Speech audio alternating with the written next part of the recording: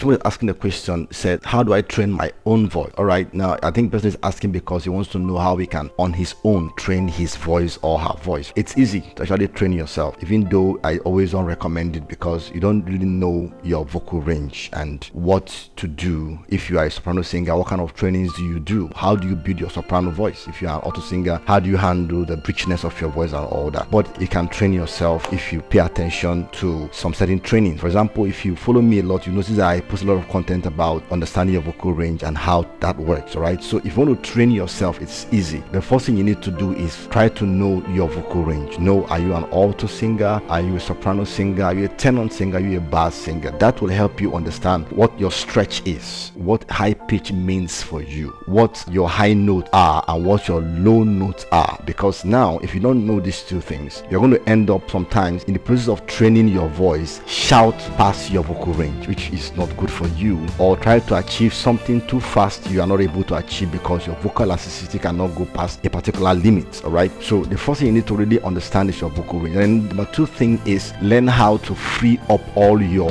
vocal elements. So if you have a stiff jaw, learn to do jaw exercises.